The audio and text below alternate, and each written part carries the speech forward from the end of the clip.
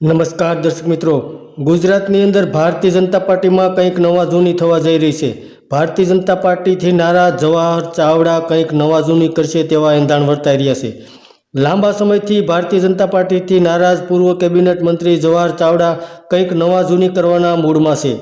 જવાહર ચાવડાએ ગુજરાત પ્રદેશ કોંગ્રેસ પ્રમુખ શક્તિસિંહ ગોહિલ સાથે ખાનગીમાં બેઠક કરી હોવાની વાતોએ જોર પકડ્યું છે. ત્યારે આ જોતા આવનારા દિવસોમાં જવાહર ચાવડા કોંગ્રેસમાં ઘર વાપસી કરે તેવા પણ એંધાણ વર્તાઈ રહ્યા છે, જેના પગલે ગુજરાતનું રાજકારણ ગરમાયું છે.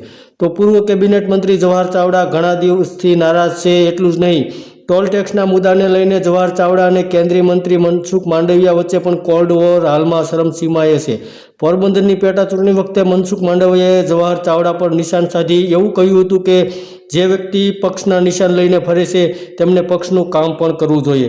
તો બીજી તરફ જવાહર ચાવડાએ એવું કહેવું છે કે ભાજપ પક્ષ વિરોધીઓને છાવરે છે, જેમણે ચૂંટણીના પક્ષના ઉમેદવારોને હરાવવાનું ખુલ્લેઆમ કૃત્ય કર્યું છે તેની સામે પગલાં ભરવા આવતા નથી. વર્ષ 2017માં જે ભારતીય જનતા પાર્ટીના નેતાઓને કોંગ્રેસને મદદ કરી હતી, એ જ નેતાઓએ વર્ષ 2019માં પણ ભાજપના ઉમેદવારોને હરાવવાનું કૃત્ય કર્યું હતું. તો આવી રીતે જવાહર ચાવડા હાલમાં ભારતીય જનતા પાર્ટીથી નારાજ ચાલી રહ્યા હોય તેવું લાગી રહ્યું છે, જેને કારણે ગુજરાતનું રાજકારણ ગરમાયું હોય તેવા સમાચાર પ્રાપ્ત થઈ રહ્યા છે. ધન્યવાદ દર્શક મિત્રો.